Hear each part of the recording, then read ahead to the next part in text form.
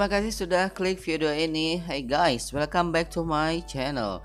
Assalamualaikum warahmatullahi wabarakatuh. Di video kali ini kakak akan melanjutkan pembahasan untuk pelajaran bahasa Inggris kelas 10 di chapter 9 The Battle of Surabaya. And let's begin from one more section, dimana di bagian ini kita akan mencari 10 kata kerja regular dan juga irregular dalam bentuk past tense, bisa mendatar, menurun, ataupun diagonal. And there are 10 regular verbs: died, mati; refused, menolak; divided, bertahan; surrendered, menyerah; dropped, menurunkan; caused, menyebabkan; started, memulai; betrayed, mengkhianati; hampered, menghambat; advanced, memajukan.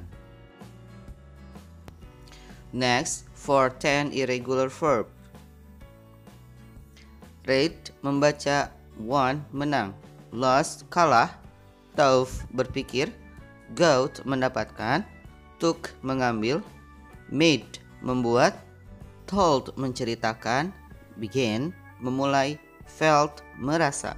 Sebelum dilanjutkan, jangan lupa buat teman-teman dukung terus channel ini dengan cara klik tombol subscribe dan juga lonceng notifikasinya, supaya kakak lebih semangat bikin konten pembahasan pelajaran yang lainnya.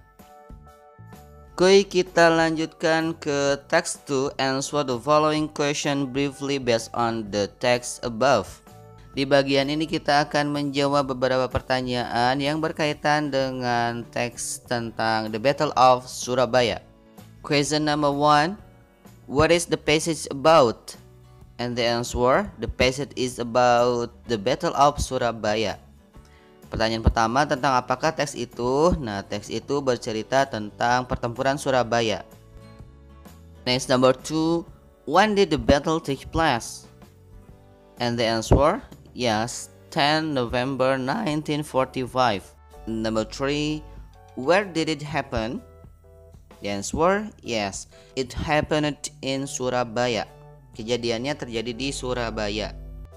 Next, number 4. What caused the battle? Draw a diagram that show chronologically the events that led to the battle.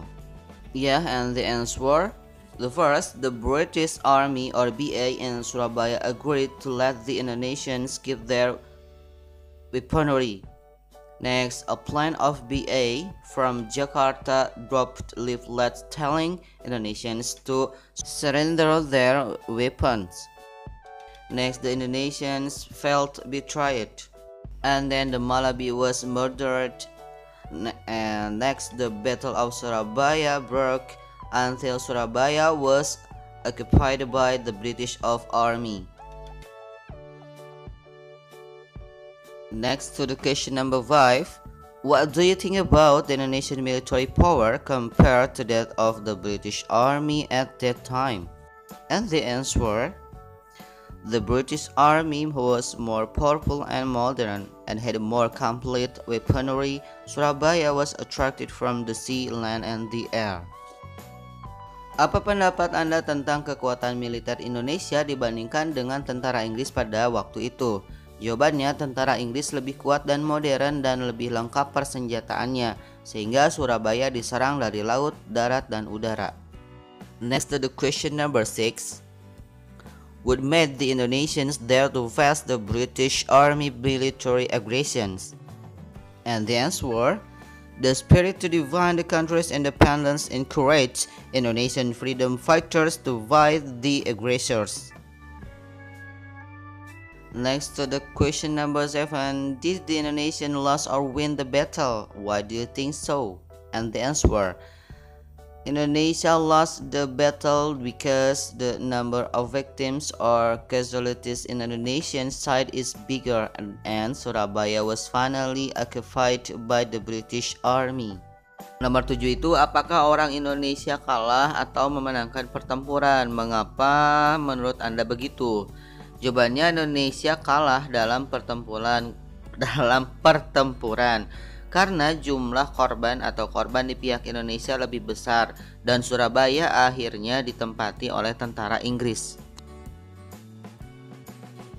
Next to the number 8, how did the battle influence the national revolution at that time? The battle provoked nations and international community to rally to support the independence movement of Indonesia. Artinya bagaimana pertempuran mempengaruhi revolusi nasional pada waktu itu? Jawabannya, pertempuran itu memicu komunitas Indonesia dan internasional untuk bergabung mendukung gerakan kemerdekaan Indonesia.